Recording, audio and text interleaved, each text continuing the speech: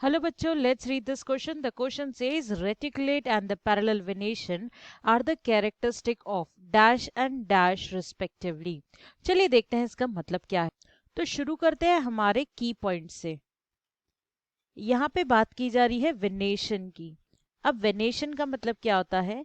किसी भी लीफ में, ओके, लीफ में वेन्स और वेनलेट्स का अरेंजमेंट, वेन्स एंड वेनलेट्स।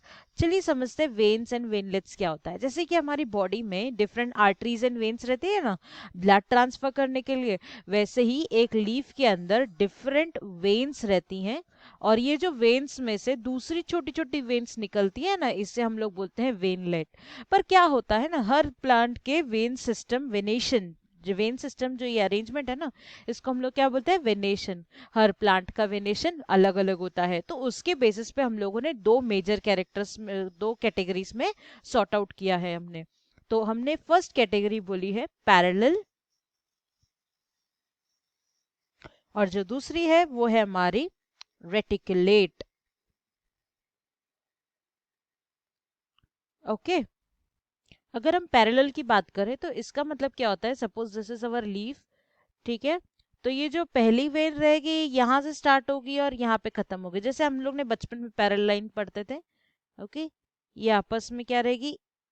किधर भी क्रॉस नहीं होगी, ये आपस में ऐसे जाएंगी। क्या आपको ये देख के ऐसा नहीं लगता कि ये कॉर्न के जैसा है, या वी कैन से अ मेज? Okay, this is like a corn और मेज। Yes, it is like that only. Why? Because this is found in monocots. This is found in monocots. यानी कि जिसमें सिंगल कोटिलीडॉन रहता है उसमें पैरेलल वेनेशन रहती है। और जो रेटिकुलेट रहती है, जैसे एक सिंपल सा एग्जांपल ले लेती हूँ मैं, एक पीपल के पत्ते का।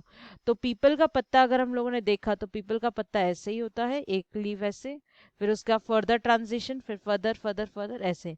तो ये जो पाया जाता है, ये पाया जाता है डाइकॉट्स में। Parallel venation is found in monocots and reticulate venation is found in dicots. तो हम लोग यहाँ पे क्या लिखेंगे? हमारे फर्स्ट ब्लैंक पे आंसर रहेगा is the characteristic of dicots, या आप डाइकोटिलिडॉन्स भी लिख सकते हैं। एंड यहाँ पे आप लिखेंगे कि it is a monocot. Okay, हमें यहाँ से थोड़ा सा ध्यान पर रखना है कि हम लोग रेटिकुलेट के लिए डाइकॉट लिख रहे हैं और पैरेलल के लिए मोनोकॉट लिख रहे हैं, बिकॉज यहाँ पे रिस्पेक्टिवली मेंशन्ड है।